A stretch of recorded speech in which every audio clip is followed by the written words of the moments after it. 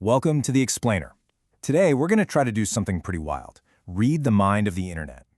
Well, okay, maybe not the whole internet, but at least one of its biggest, most talkative communities. We're diving into a tool that's built to decipher the collective mood of Reddit.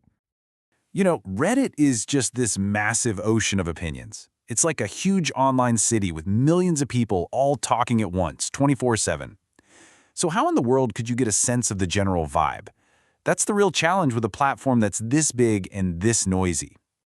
And that's really the core question, isn't it? What if you could just take its temperature? It's about moving past just reading one post here and there to actually understanding the bigger picture, the collective feeling at a huge scale. So let's check out the solution.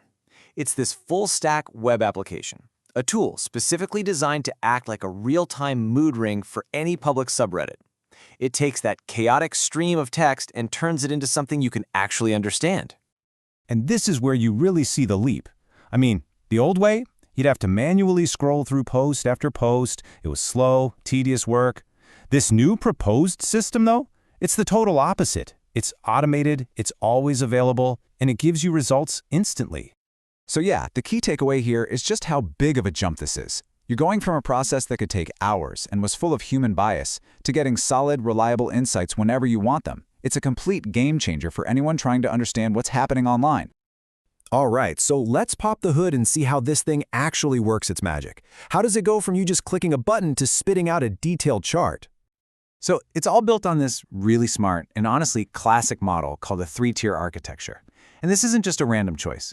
It's a great design that keeps everything super organized. You've got three distinct layers, and each one has its own specific job to do.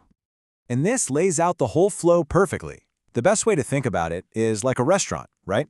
The presentation tier, that's the front end. That's you at the table, placing your order. Then, your order goes to the application tier, the back end. That's the kitchen, where all the hard work happens. And where does the kitchen get its ingredients? From the data tier, which is basically the pantry, the Reddit API itself.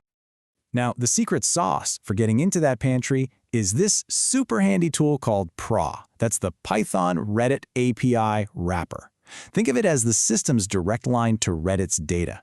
It lets the back end just go in and grab all the posts it needs quickly and reliably. No fuss. Okay, so you've put in your request. You've asked the application to analyze, let's say, the r/movies subreddit. The back end has done its thing. So what do you actually get back? What does it look like?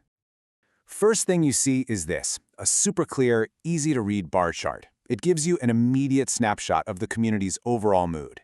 In just a few seconds, you can see the breakdown, how much of the conversation is positive, how much is negative, and how much is neutral.